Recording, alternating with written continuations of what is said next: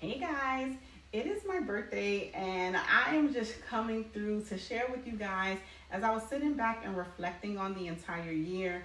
I decided to do a reflection video, right? And as I celebrate another year of life, I can't help but to think back and reflect on all the lessons and the blessings that I experienced this year, all right? I had a lot of valuable lessons that I've learned along the way.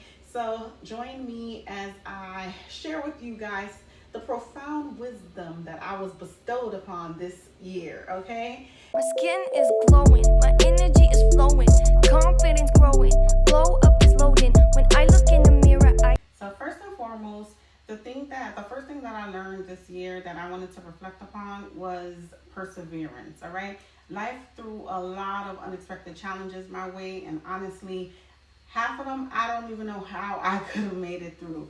As I shared in my videos previously, I battled with depression, I had anxiety, I battled with losing my job. Well, not really losing my job, but quitting my job. And all of those things were super duper duper duper adverse.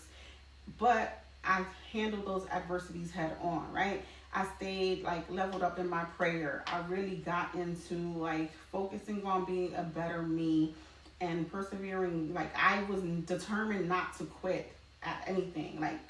If you've ever been through depression or if you suffer from anxiety, every day it is a constant battle for you to really put yourself out there and put your best foot forward, because some days you just don't have it in you and you want to give up. And I'm super proud of myself because I did not.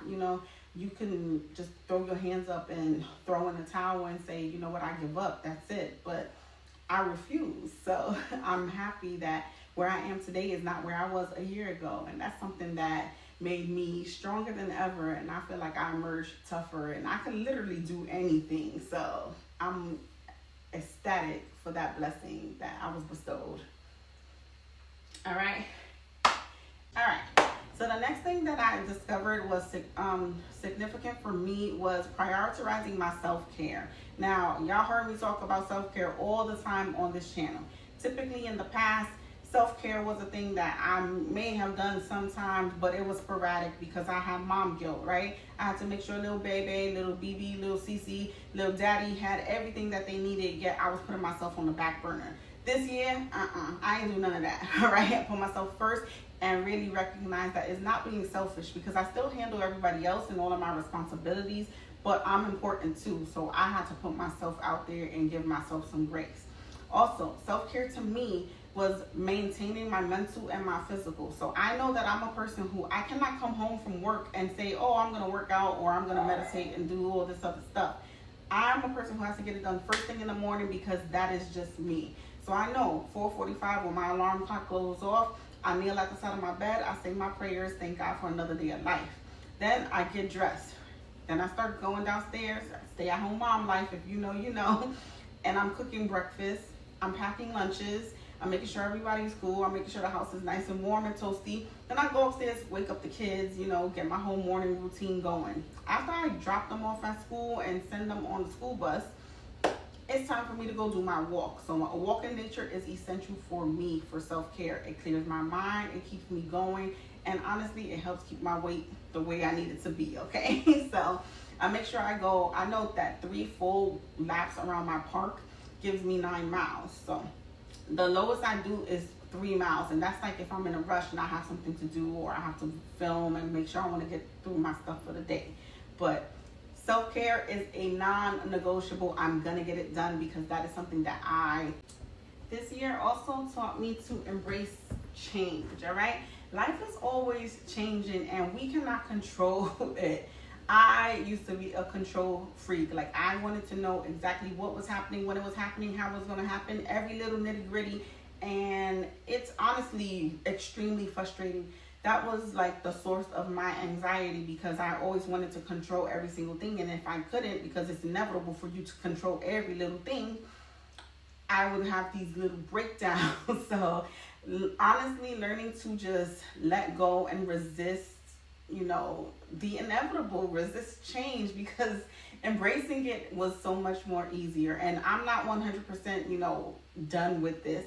This is a work in progress, all right? This is something that we're definitely working on a day-to-day basis, but honestly, adapting to change has helped me adapt to new circumstances. It also helped me discover hidden opportunities and helped me grow as an individual. I'm literally doing things that I never imagined that I would do. Like, I wanted to start a YouTube channel years. I'm talking about 2015, 2016, and I just now started it in 2022. Like, that's how long it took me to say, let me try something new. Like, it's a work in progress, but it is definitely something that I'm grateful for, and I'm glad that I recognize and I put my best foot forward in this aspect. So, yeah. And last but certainly not least, I learned to let go of perfectionism, all right? I remember for such a long time, I struggled with everybody on the outside looking in, thinking that my life was perfect and that I always had it together. And I was, life is good. Like, I got no worries, no struggles. I got a man, I got kids, everybody's happy, when in the reality, that's not what was going on. And because I was trying to put up this facade that everything in life was perfect, everything was great, everything. All right, Juju. I'm telling them that everything wasn't great. Excuse Juju, right? So, I now know, I don't have any. All right, I've made mistakes, obviously, right? But they were meant for me to make so that I can grow as a person, right? Everything can't be perfect all the time. And also, those imperfections were also learning lessons, right? We take no losses over here. Everything is a learning lesson. Everything is an opportunity to do better the next time it comes around. And I personally feel like God gives us these tests every day to see if we actually learn our lesson. All right, so yeah, like I was saying, understanding that mistakes and imperfections are opportunities for us to grow and learn and be better for the next day or the next go round or the next test coming up is really the key to that. And it was really important for me to learn that. So I also feel like embracing my flaws also helped me show up as my authentic self. I no longer have to worry, what is this person going to think or no. I'm okay with being me. I like how loud I am. I like how obnoxious I may be at sometimes.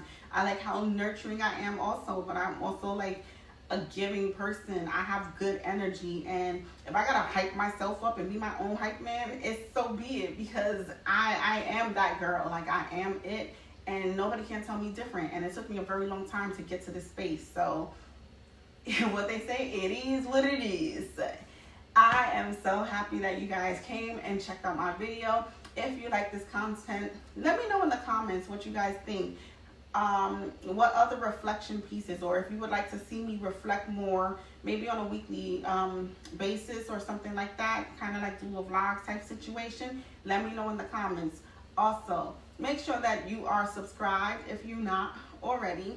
If you like this video, make sure you subscribe, like it, share it with somebody, and also hit the bell for notifications. I love you guys for watching, and I'll see y'all in the next one. Bye. I shine so bright, you might go blind.